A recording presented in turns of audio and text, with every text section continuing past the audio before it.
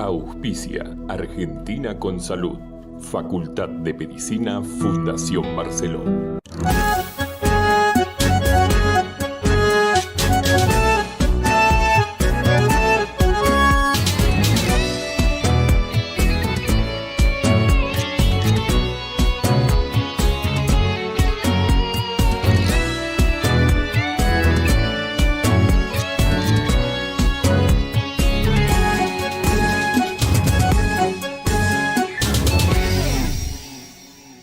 Bienvenidos a Argentina con Salud. Acá estamos, te lo dijimos, como todos los domingos esperándote para contarte todas las novedades, todo aquello que tiene que ver con esto tan importante para todos los seres humanos, que es la salud. Que te repito siempre, no es la ausencia de enfermedad, es ese estado de equilibrio donde todo es muy importante. Lo que pensás, lo que sentís, lo que haces, lo que decís, lo que te envuelve y lo que te acompaña. Así que aquí estamos para arrancar un nuevo Argentina con Salud.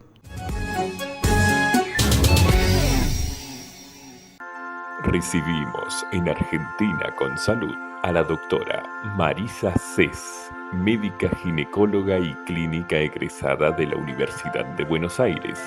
También se desempeñó como docente en la UBA, auditora médica universitaria. Además trabajó como médica del Hospital Zubizarreta y fue coordinadora médica de los consultorios externos del Sanatorio San Miguel. Hoy se desempeña como gerente médica de Visitar y atiende de manera particular en consultorio. Para más información, www.marisaces.com. Y así empezamos, claro. Estamos acá en el mes de mayo y en el mes de mayo se celebran muchos días especiales con respecto a la salud. Y por ejemplo, este 28 de mayo se está celebrando el Día Internacional de Acción por la Salud de la Mujer. Es un día que tiene como objetivo reafirmar el derecho a la salud integral de todas las mujeres y niñas y promover acciones para mejorar su acceso a servicios de salud y atención médica. Dentro de todo lo que tiene que ver con la salud de la mujer, hay una que es muy específica y es justamente la parte ginecológica. Pero para eso la tenemos a ella, a la doctora María Cés. ¿Qué tal, doctora? ¿Cómo está? Bien, bien. Es Marisa. Marisa, perdón entonces, Marisa. Marisa, sí, estoy acostumbrada igual, siempre me confunden. Bueno, bárbaro. Marisa, vamos a hablar de la importancia del control ginecológico. Bien. Decime, el control ginecológico, ¿qué querés saber? ¿Cuándo empieza? Exacto, ¿cuándo arrancamos? Bueno, ¿Cuándo sería el primer control ginecológico que tiene que tener una mujer en su vida? Bueno, mira, ya hace unos años que tratamos que el primer control ginecológico sea entre los 13 y los 15 años, ¿sí? Bien. Una vez que ya tienen su primera menstruación. Actualmente, en estos últimos años, lo estamos logrando, cada vez son más las pediatras o los pediatras que nos derivan las nenas, cuando ya empiezan a ver que pueden empezar a tener relaciones sexuales Sí. o que ya empiezan con algún noviecito o les refieren a ellas algunas molestias. Eso es lo ideal, que empiece la adolescente a tener una referente de confianza, porque no siempre tienen un buen vínculo con la mamá o con algún Claro. familiar. Entonces es bueno que puedan recurrir a un profesional y que logren un vínculo de confianza al cual poder preguntarle todo, tener las Exacto. dudas. Entonces, eso sería lo ideal. Después, por supuesto, si tienen irregularidades menstruales o Ujú. notan un flujo vaginal anormal, o bueno, ya a veces consultan cuando empiezan con algún novio y vienen con el tema, la orientación en la anticoncepción y Exacto. todos esos miedos o dudas que suelen tener los adolescentes. En el caso Eso sería lo ideal. lo Si ideal, no, bueno, estamos algunas no hablando, llegan después claro, de haber tenido relaciones. entre los 13 y los 15 años. Pero también tenemos chicas que por ahí están, antes de esa edad, ya están entrando en su primer ciclo menstrual y demás, y por ahí, bueno, para tener una noción, para saber si son irregulares, si son regulares y demás, también. Claro, totalmente. Ni bien, a partir después de la primera menstruación, lo que Ujú, se llama menarca, sí. ya si la nena quiere, pero generalmente lo manejan con las pediatras, por eso te digo, últimamente las ginecólogas que hacemos infanto-juvenil, porque a veces no todas las ginecólogas quieren atender adolescentes. Ujú, En mi caso yo hago infanto-juvenil, ginecología infanto-juvenil y veo muchas adolescentes. Entonces muchas veces me vienen derivadas de la pediatra, porque la claro. primera, digamos, consulta la tienen a través de la pediatra. Fantástico. ¿Y hay algún estudio u observación particular que comprenda este primer control ginecológico? No, por ejemplo, depende de las edades Sí. a la que lleguen, ¿no? El control ginecológico depende. Si es un adolescente, en general la consulta por ahí es más educativa, más preventiva, Orientativa. más de asesoramiento. Ujú, Claro, tratar de uno, yo ponerle siempre les digo, quédate tranquila, es muy raro que en la primera consulta uno te revise, salvo que tenga bien. alguna patología, pero en Ujú, general yo trato que esa primera consulta sea de acercamiento, ¿no? bien. Que peguemos onda, como le dicen los chicos. Entonces, que sea más educativa, más preventiva. Ahora, ya si la paciente ya tuvo relaciones y ya viene Ujú, por un control, una vez que hace más o menos 2 años, esto a veces depende también si tiene la vacuna del HPV o no, ah, bien. cuando se empieza a hacer el primer Papá Nicolau, Bien. ¿sí?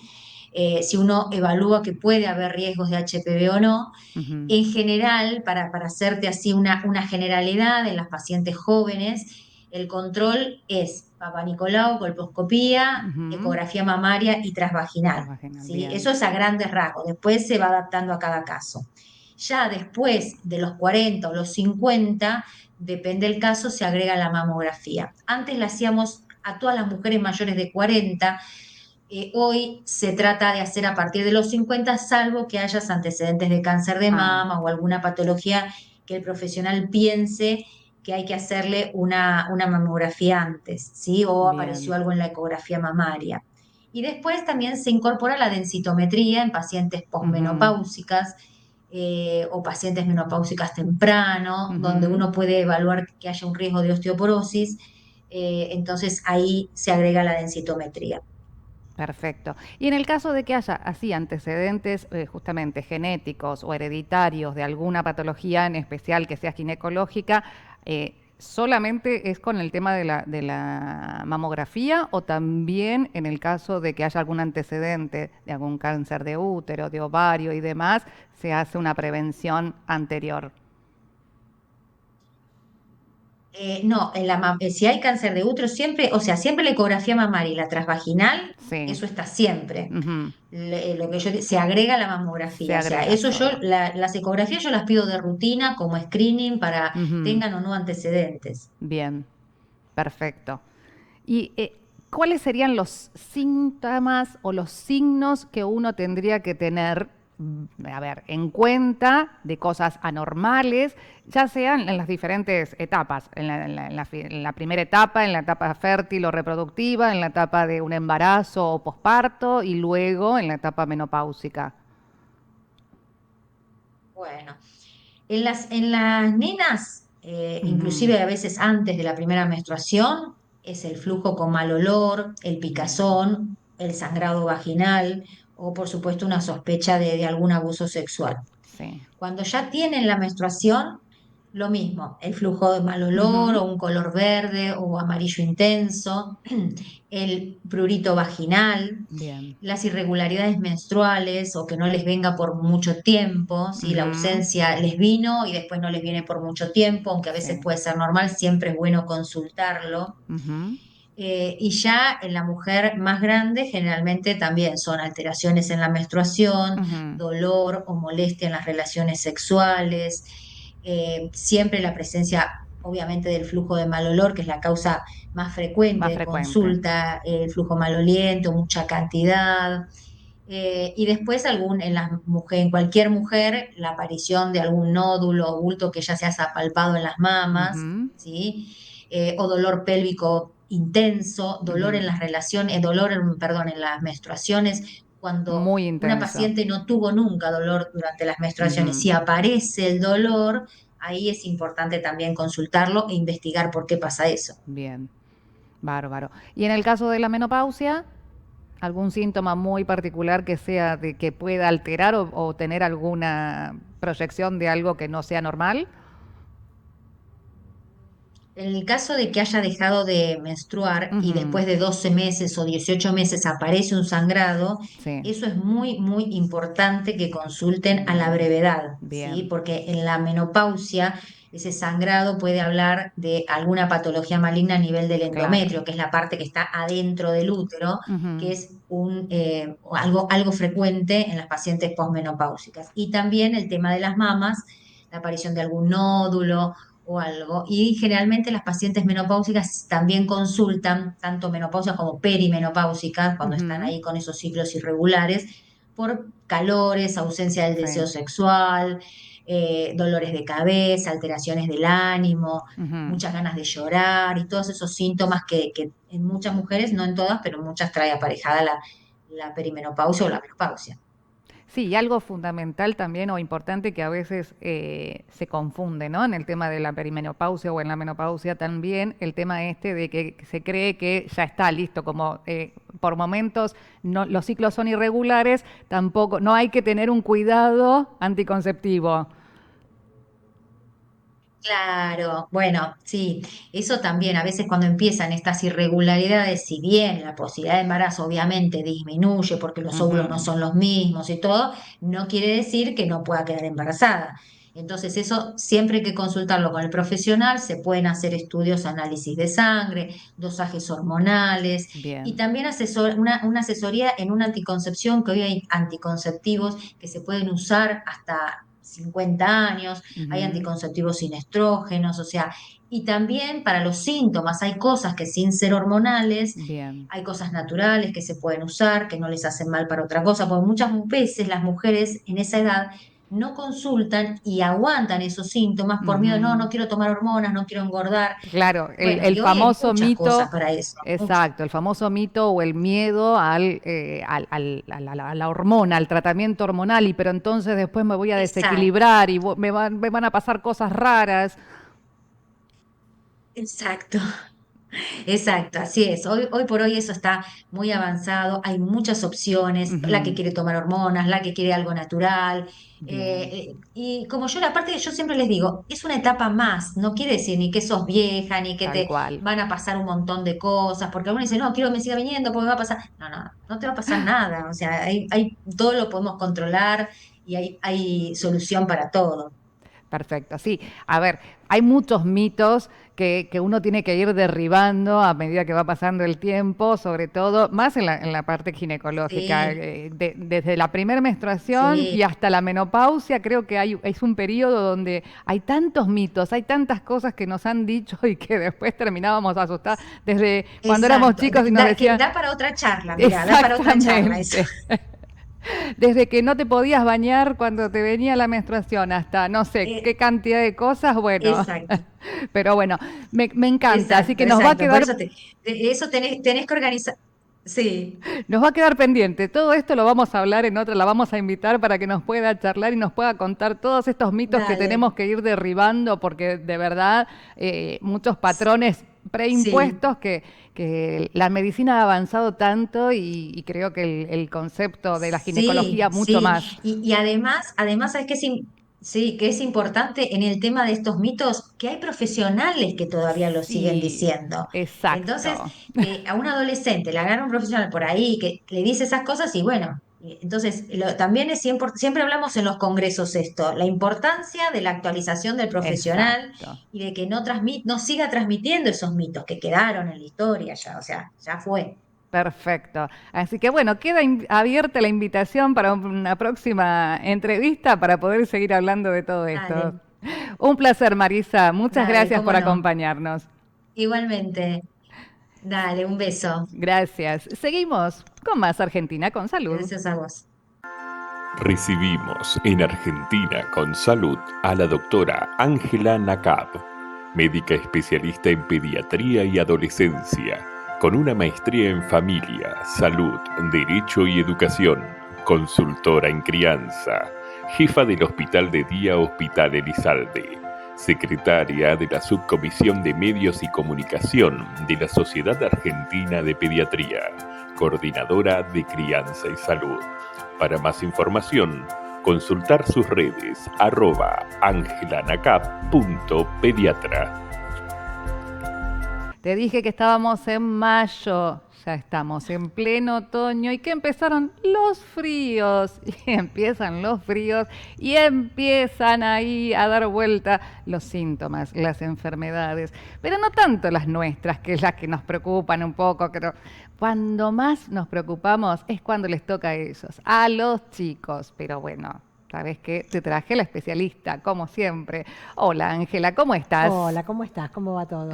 Fantástico. Estamos acá, viendo que empezó el frío, viendo que empiezan a llegar los síntomas, viendo que ellos, nuestros peques, empiezan a tener el moco, el resfrío, la nebulización, el puff. ¿A qué nos atenemos? Bueno, primero de todo llevar calma. Esta época hace que los chicos se contagien, sobre todo los más chiquititos. Cuanto más chiquito, todavía su sistema inmunitario se tiene que enfrentar con todos los gérmenes que hay alrededor y es la queja de todas las familias. Sale de una, empieza con otra. Y tal cual, en este momento las guardias están llenas, los consultorios están llenos porque los chicos tienen la mayoría de enfermedades respiratorias banales de la infancia. ¿De qué se trata esto? En general están circulando muchos virus en este momento, que después si quieren podemos nombrar un poquito. Y lo que más tienen los chicos son cuadros de catarro de vías aéreas superiores, respiratorias, que es lo que más se afecta. Porque los chicos enseguida producen moco. Y con los mocos viene la tos, que es algo que en general molesta mucho a la familia porque sienten que los chicos se pasan el día y la noche tosiendo. Tosiendo, que no respiran bien, que los mocos, que esto, que hacen unas liñitas de fiebre a veces general, por esa misma congestión. En general muchas veces tienen fiebre los chicos, entonces lo que uno tiene que ver, lo más importante de todo, ver el estado general del niño. Bien. Si el nene, una vez que baja la temperatura, se siente un poquito mejor, juega, está un poquito más activo, come algo, tampoco hay que pretender que coma igual que siempre, entonces ahí uno se queda más tranquilo. Ahora mientras esté activo. Que esté activo, que sea un niño que está enfermo, pero que está activo. Que responde, que se ríe de a ratos, que juega, que tira los juguetes, que hace un poquito de lío, pero que va a toser, va a tener mocos. ¿Y qué es lo que tenemos que mirar nosotros? Por un lado, el estado general, y por otro lado, si tienen o no dificultad respiratoria. Exacto. ¿Cómo podemos verlo esto? Sobre todo, en general, los cuadros virales se ven en los menores de 2 años, pero a cualquier edad todos sabemos que podemos tener cuadros virales, gripales, tos, bronquitis. Entonces, lo que nosotros tenemos que ver es cómo está respirando. Lo que yo siempre les recomiendo a las mamás, a los papás, es sacar la parte de arriba de la ropa y ver cómo está respirando este bebé. El movimiento del pecho. Exacto, a ver qué está pasando con el movimiento, si es una respiración más agitada, si las costillas se retraen, si se infla la panza, si se hunde esta parte de arriba del esternón, si aletea la nariz. Entonces todo esto nos da pautas de que tenemos que hacer una consulta más rápido. Que hay una dificultad. Que hay una dificultad respiratoria que va a ser de diferente magnitud, puede ser leve, moderada o severa. Por eso es muy importante que las familias se acerquen a consultar. Muchas veces nosotros podemos, a través del WhatsApp y de consultas telefónicas, orientar, pero cuando tenemos alguna duda siempre es importante el escuchar la respiración, revisar, mirar. Nosotros vemos entrar a una nena, a un niño y nos damos cuenta, ¿sí? Sobre todo cuando hay cuadros febriles. Lo que nosotros vemos mucho en este momento son cuadros en los niños más chiquitos de bronquiolitis. ¿Los menores de 2 años? En general menores de 2 años, más frecuente en menores de 1 año todavía. Y cuanto más chiquito, más severidad puede tener. Exacto. Entonces es muy importante la consulta. La bronquiolitis en general es por un virus que se llama virus sincicial respiratorio, que produce inflamación de la vía aérea inferior, de los pequeños bronquíolos y de los alvéolos, y por eso a los chicos les cuesta mucho respirar, rechazan el alimento, a veces se están tomando... Es un decaimiento general. Es un decaimiento general. Entonces es muy importante que la familia consulte. Las bronquiolitis, algunas se pueden manejar en casa, otras a veces requieren una observación en guardia y a veces requieren internación. Por eso es muy importante hacer una consulta a tiempo y no esperar. No esperar. Y una de las cosas que tenemos que ver, factores protectores de esto, es la lactancia materna. Si podemos dar lactancia materna es lo ideal. Los chicos que no toman lactancia materna, no importa, lo vamos a controlar. Una fórmula reforzada. Y después saber que hay vacunas en la embarazada que se está dando, nuestro país está dando esta campaña de vacunas para la bronquiolitis en la embarazada. Entre la semana 32 y la 36.6, las mamás que están gestando pueden acercarse a vacunarse. Bien. Y después tenemos algunas medicaciones nuevas, pero que todavía no están tan vigentes, pero que existe la posibilidad de prevención de la bronquiolitis. Bien. Y que es importante, ventilar la casa, lavarse las manos. Bueno, espera, vamos despacito con eso, porque eso es a lo que apuntamos más que nada en Argentina con Salud. Sabemos que hay enfermedades, sabemos que hay síntomas, sabemos que hay tratamientos, pero ¿cómo podemos hacer para evitar? Esto es lo más importante o lo que uno tendría que tener más en cuenta para no tener que llegar. Si llegamos, llegamos y vamos a encontrar. ¿Qué podemos hacer para no llegar hasta ahí? Por eso, la prevención es muy importante, lo que hablábamos. El tema de la vacunación de la embarazada, en el caso de las bronquiolitis. El lavado de manos, ventilar los ambientes. Bien. Si hay alguna persona que ya sabemos que está con tos, resfriada, tratar de no contactarse, sobre todo con los niños más chiquitos. Entonces, todo esto evita el contagio, pero muchas veces es muy difícil evitarlo completamente. En los bebés mayores de 6 meses, vacuna antigripal, que sabemos que en nuestro país tenemos el plan nacional que se da entre los 6 meses y los 2 años, y también en los chicos y las nenas que tienen alguna enfermedad concomitante, como por ejemplo niños o niñas que son asmáticos o que tienen problemas respiratorios o cardiopatías, todos ellos también entran dentro de la vacunación para la vacuna antigripal.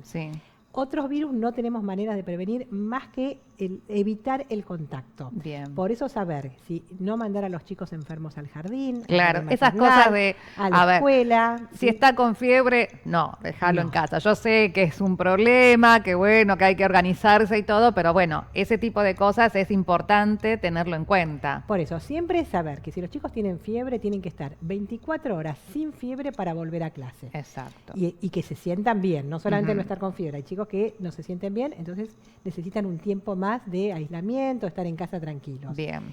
En relación al reposo, los chicos reposan de acuerdo a su necesidad. Cuando los chicos no es el reposo del adulto, no lo vamos a dejar en la cama. No podemos pretender cama. Los chicos, si no se sienten bien, se quedan quietos. Cuando están en movimiento quiere decir que están mejor. Y esto también me da pie para hablar de la neumonía. También es época de neumonía, que ya es una infección un poquito más importante en los pulmones. ¿Sí? En general, la mayoría de las infecciones pulmonares, lo que nosotros llamamos la consolidación por neumonía, pueden ser por diferentes gérmenes. La mayoría son virales, pero también tenemos bacterianos. Y en ese caso es muy importante ver si es necesario alguna medicación antibiótica. Para el resto de las patologías, los resfríos, no usamos antibióticos. Paramos. Stop. Ahí está. No usamos antibióticos. ¿Por qué la doctora lo llevo al pediatra, tiene fiebre y no me da un antibiótico? Y sigo recorriendo pediatras hasta que me da el antibiótico. ¿Por qué no les dan el antibiótico? Porque el antibiótico se da cuando nosotros corroboramos, pensamos que es una enfermedad bacteriana que va a responder al antibiótico. La mayoría de las infecciones son virales. Los virus no responden a los antibióticos. O sea, las toses no se tratan con antibióticos, los resfríos no se tratan con antibióticos, las gripes, los cuadros virales no se tratan con antibióticos. ¿Y por qué los guardamos? Para evitar la resistencia antimicrobiana. Entonces es muy importante, cuando nosotros necesitamos realmente un antibiótico, que ese antibiótico funcione. Si nosotros lo usamos en forma permanente, cada vez tenemos más resistencia. Entonces es muy importante. A veces es cierto que se genera impaciencia, que los chicos hacen picos de 39, 40 y que las mamás, los papás se ponen muy inquietos. Ese nerviosismo, pero tiene 40 de fiebre y no me dio ningún antibiótico esta doctora. No puede ser. Sí, puede ser. Y recuerden que ahora el antibiótico es con receta duplicada y archivada, no es como antes que era de venta libre. ¿Por qué? Para evitar este tema de la resistencia. Sobremedicación. Para la sobremedicación que tenemos. Sí, cuando hay cuadros bacterianos, siempre vamos a dar antibiótico. Muchas veces ahora también hay muchos cuadros de chicos con dolor de garganta, entonces en ese caso nosotros tomamos un test rápido de un exudado de la garganta, un cultivo de fauces, y con eso nosotros podemos decir, ¿tiene bacteria? No tiene bacteria. Si tiene, lo medicamos, si no, paciencia. Paciencia, darle confort. Lo más importante es eso, que los chicos tengan confort, que se sientan bien, que la familia mantenga la tranquilidad y que tengan el esquema de vacunación al día. Es muy importante el tema de la vacunación. Es esto, a ver, esto de que hasta que no pasan las primeras 48 horas de fiebre no puedo saber qué está desarrollando.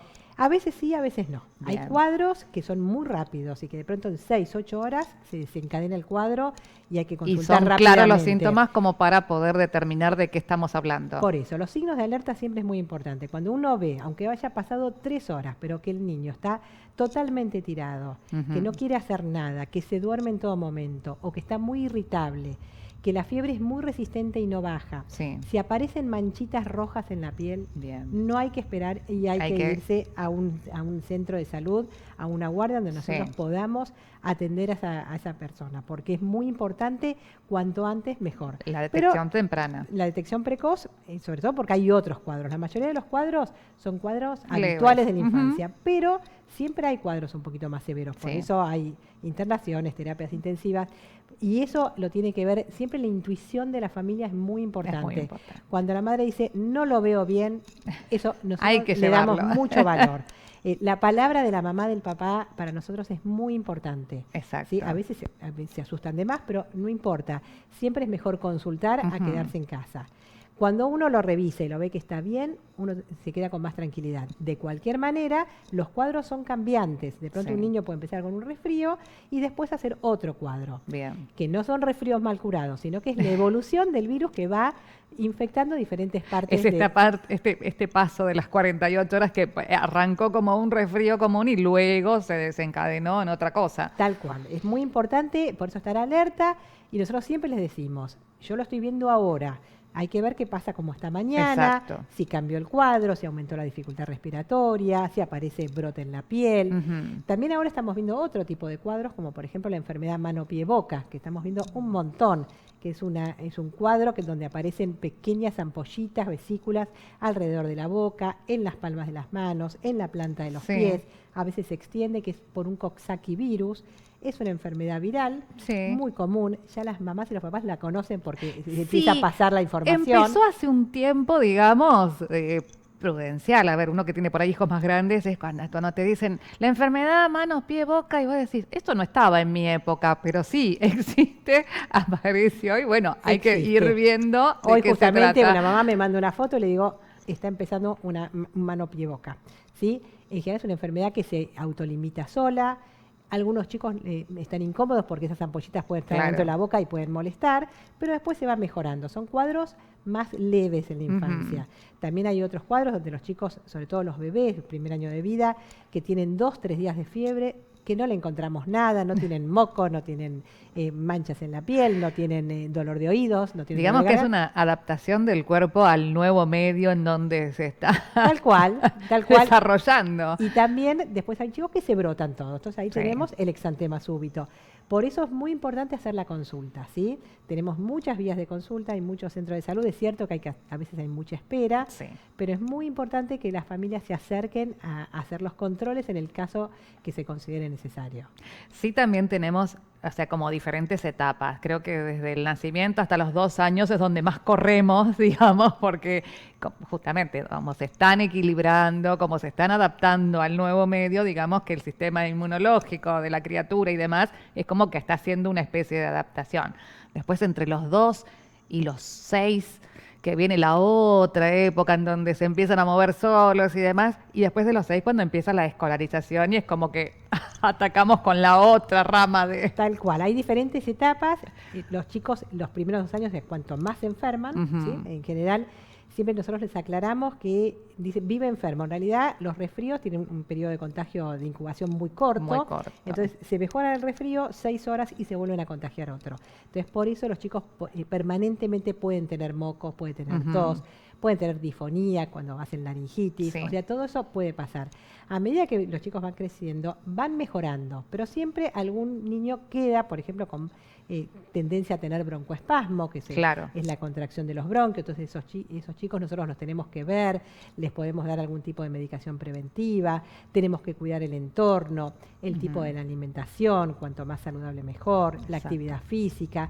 Todo eso previene un montón de enfermedades también, y aparte estamos previniendo para un futuro de la edad adulta, que tengan una mejor edad adulta con mejor calidad de vida. Exacto. No más años, sino mejor posibilidades de vivir bien, ¿sí? Entonces, si nosotros generamos hábitos desde muy chicos, vamos a lograr personas adultas más sanas y más saludables, sanas. ¿sí?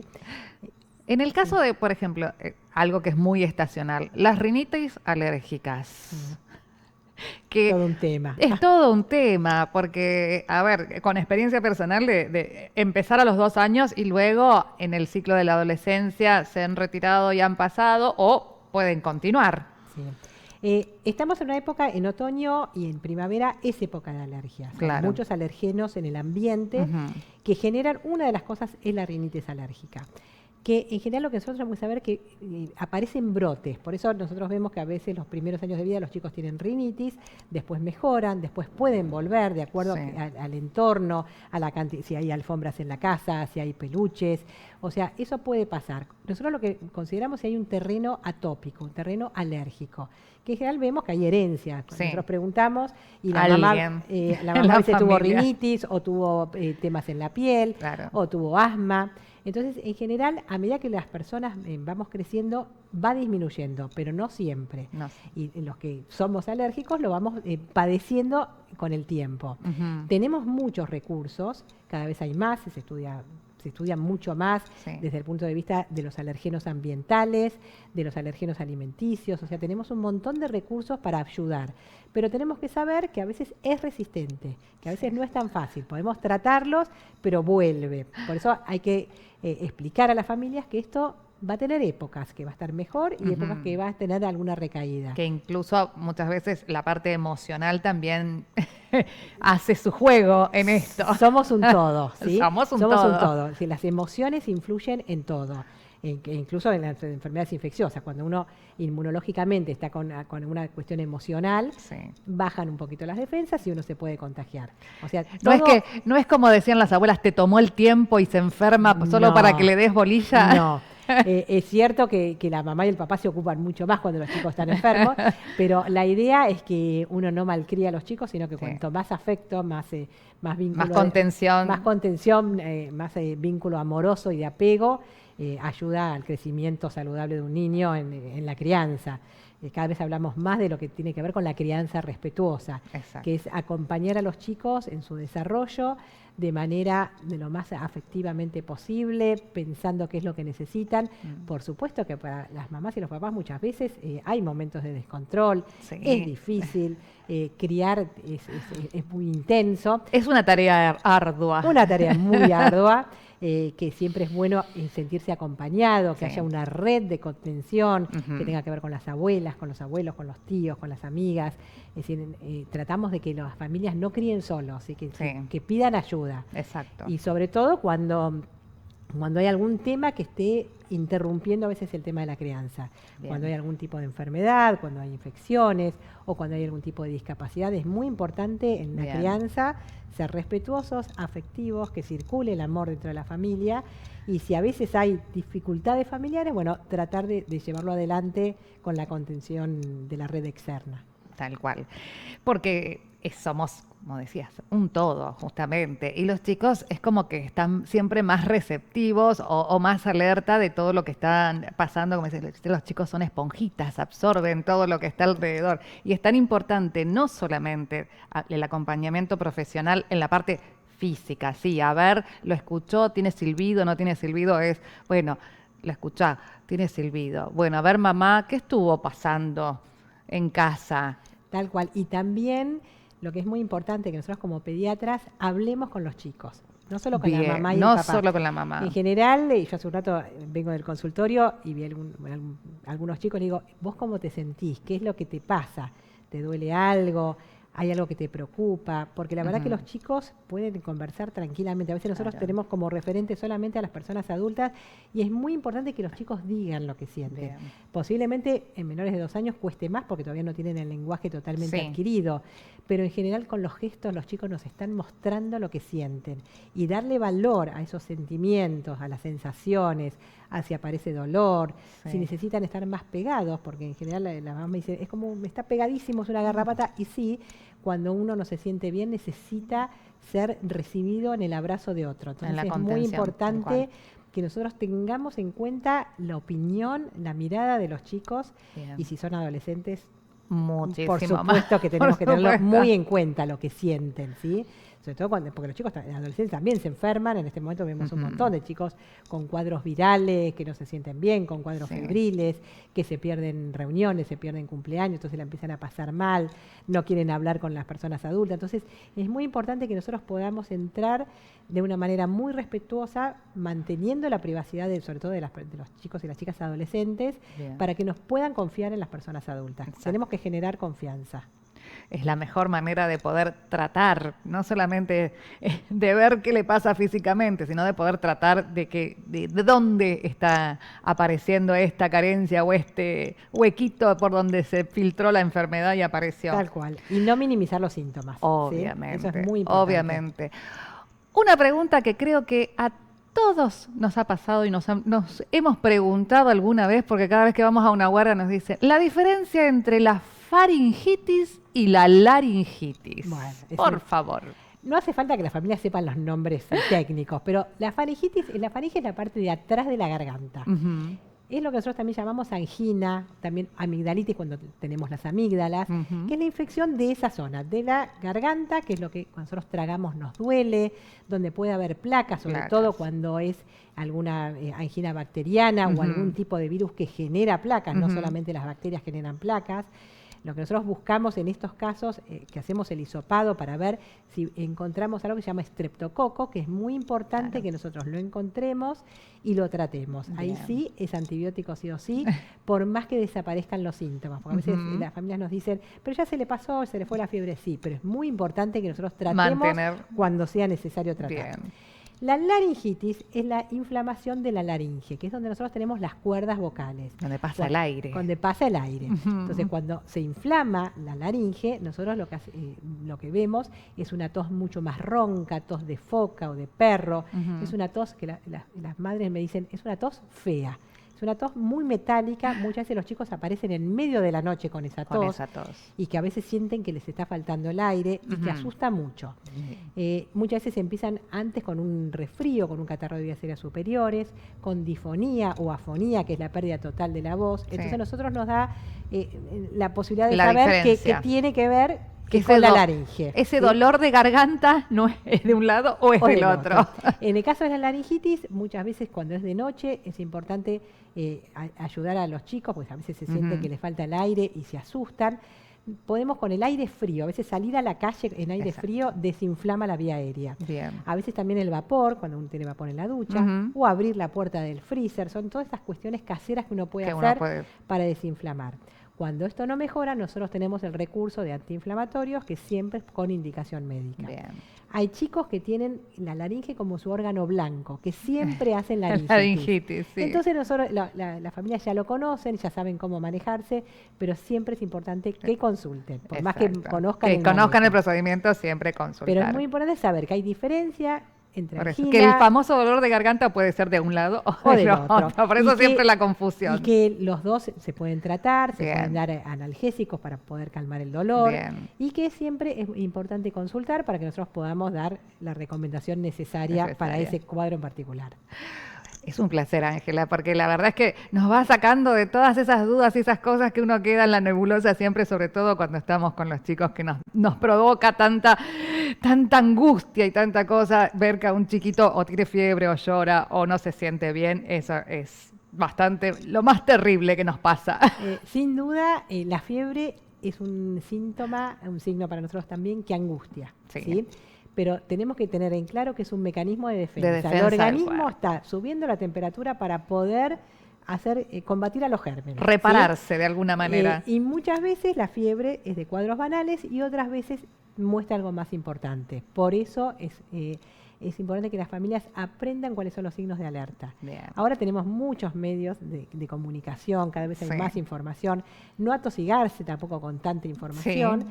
Siempre consultar con su pediatra, con el médico de cabecera, porque es el que conoce a la familia, Bien. conoce a los chicos, a las nenas y nos puede orientar. ¿sí? Bien. Pero es muy importante saber que la fiebre es un mecanismo de defensa. Ujú. No es necesaria bajarla siempre. Sí. Nosotros la bajamos para dar confort a la persona que tiene fiebre, pero no es que necesitamos bajarla. Pero es un ciclo necesario Es un para ciclo el cuerpo. necesario. Sí hay niños o niñas que hacen convulsiones febriles, que Bien. asustan muchísimo a la Ujú. familia, entonces ahí nosotros tenemos algunos recursos para tratar. Bien. Una vez que la familia sabe que tiene un niño que puede tener convulsión febril, entonces ya utilizamos los antitérmicos de una manera más regulada, Bien. pero a veces si hay chicos que no quieren tomar el medicamento, que hacen escándalo, que lo escupen, Pueden no desesperarse. no desesperarse. La fiebre en algún momento va a volver a bajar. Exacto. ¿sí? Ahora, si el niño está con muy poco confort, es importante Entonces, ayudarlo. ayudarlo. Y sí, es muy importante hidratar, dar agua Bien. fría. ¿sí? Ujú. No hacemos más el baño de ir bajando la temperatura porque los chicos la pasan mal. Así que lo que queremos generar es confort, es Exacto. placer, que los chicos se sientan mejor. En general estas enfermedades duran 3-4 días y después vuelven A la vida normal. A la vida habitual, a jugar, a divertirse, que es lo que tienen que hacer los chicos.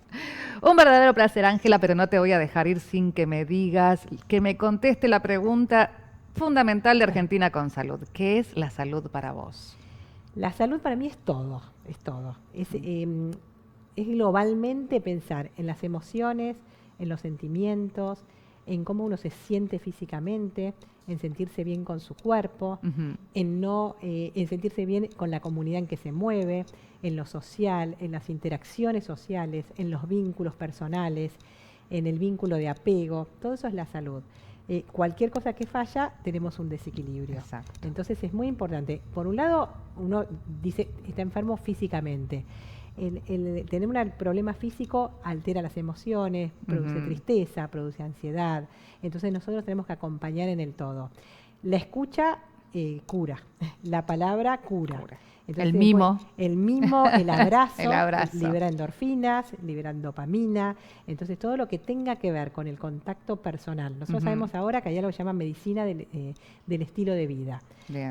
Que influye el sueño que tenemos, que tengamos un sueño reparador, una Ujú. alimentación saludable, con lo mejor que tengamos a nuestro alcance. Bien. No importan los recursos económicos, sino lo mejor que tengamos, con buenos vínculos sociales, con actividad física, eliminar todo lo que tenga que ver con los tóxicos, ni fumar, ni alcohol, ni nada Ujú. de eso, y todo lo que tenga que ver con ejercicios de meditación y de respiración, y momentos de pausa. De regular. Eso hace que tengamos una mejor salud. Por supuesto que a cada tanto nos vamos a ir de eso.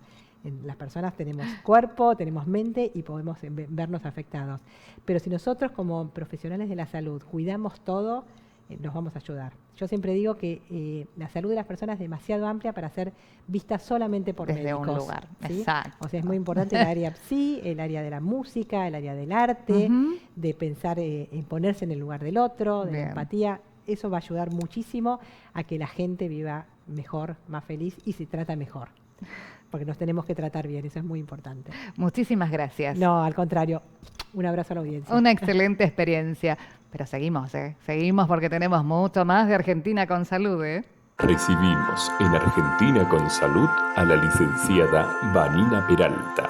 Ella es licenciada en nutrición, egresada de la UBA, docente y desempeña su especialidad en el área de nutrición del Sanatorio de la Trinidad. Y nos quedó pendiente del otro programa, del primer programa, esa pregunta, eso que estaba dando vuelta, eso que es tan de actualidad y que en nutrición nos tiene tan desconcertados. Pero la tenemos a ella, a nuestra nutricionista, la licenciada Vanina. ¿Cómo estás, Vanina? ¿Cómo estás, Laura? ¿Todo bien? Muy bien, ¿ustedes?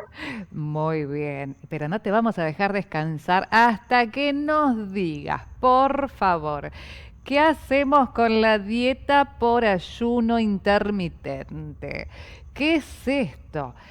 ¿Qué ¿no? beneficios trae? Sí, Si los tiene o no. Contame, por favor. bueno, primero tenemos que saber qué es el ayuno intermitente, ¿sí? Es una estrategia, un patrón alimentario, ¿sí? Que lo que hace es alternar periodos de ingesta alimentaria con periodos de restricción de calorías o de cualquier tipo de ingesta de alimentos. Eh, Hay varios tipos, ¿sí? De restricción. Puede ser de 12 horas, puede ser de 16 horas, puede ser una sola comida al día, eh, Ah, o sea, 23 horas prácticamente sin ninguna ingesta. sí.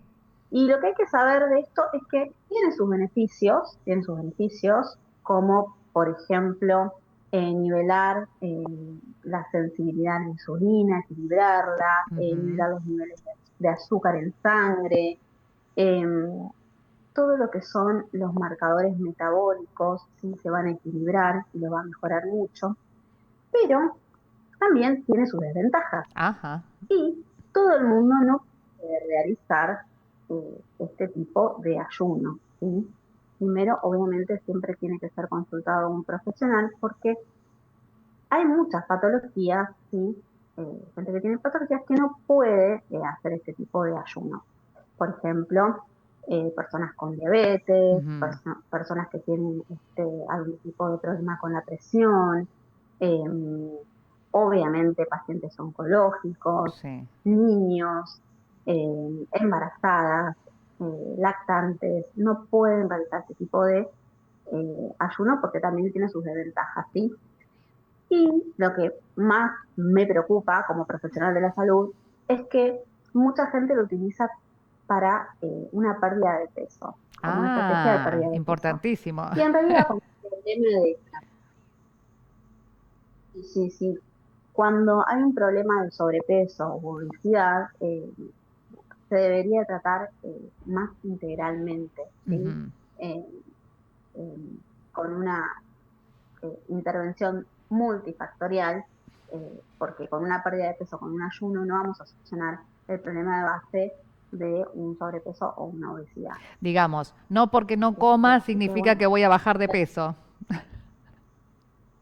exactamente. No siempre con un ayuno intermitente Ujú. logramos ese descenso de peso. Bien. Eh, pero como te digo, sí tiene sus ventajas, pero bueno, siempre hay que consultar con un profesional porque todos los individuos somos diferentes y Ujú. no todo el mundo, o sea, no se puede tomar como una dieta de moda Bien. porque puede llegar a ser bastante peligroso, ¿sí? Y no como Eh, algo que pueda Así ser que, sin control, digamos, o sea, que lo pueda hacer uno sin ningún tipo de control médico o por lo menos con un seguimiento de un profesional. claro.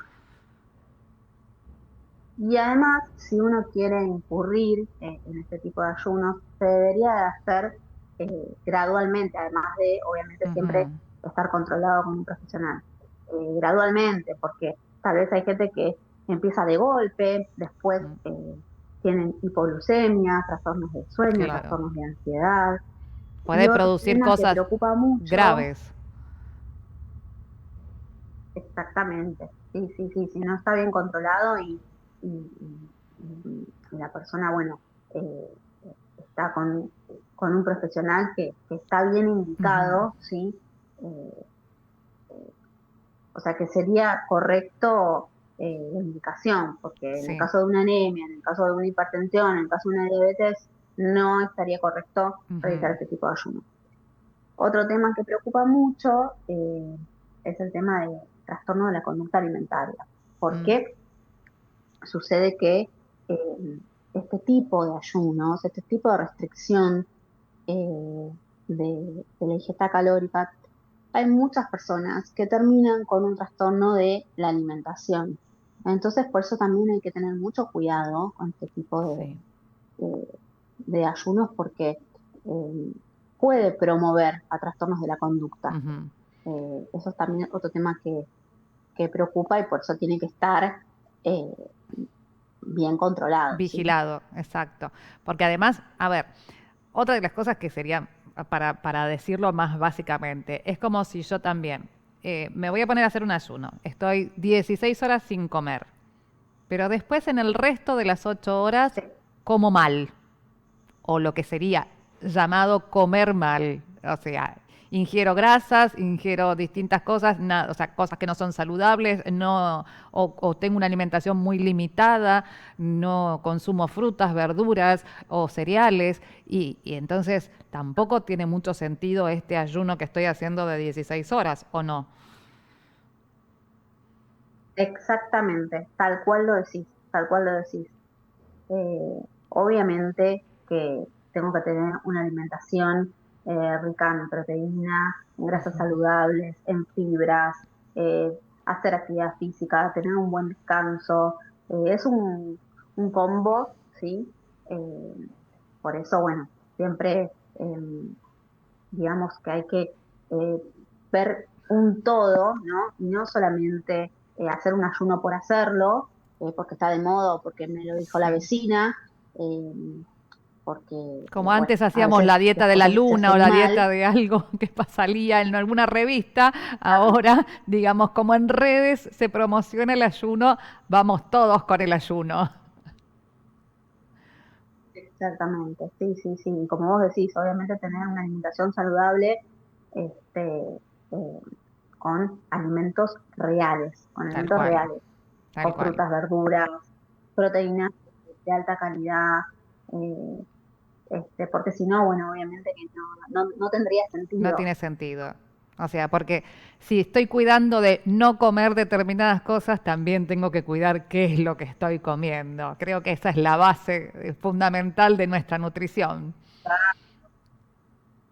Sí, sí, y después eso que te digo, el trastorno de la conducta alimentaria, porque Ujú. a veces pasa que estoy varias horas con una restricción y cuando vuelvo, como vos decís, a la ingesta, por ahí tengo atracones, Claro, o como mal, o como, no sé, productos de pastelería, o sea, todos claro. alimentos o Procesados, tal ultraprocesados. cual. Entonces, realmente, entonces, bueno, eh, obviamente que tiene que tener un sentido Ujú. y, Y y una bueno, indicación eh, específica. bien indicación, obviamente, obviamente, una indicación, sí. Marina, un placer como siempre charlar con vos y que nos vayas de a poquito desandando este camino de la nutrición que es tan, tan, tan importante. Bueno, muchísimas gracias, Laura. Estamos en contacto. Muchas gracias y seguimos, porque seguimos con mucho más Argentina con salud.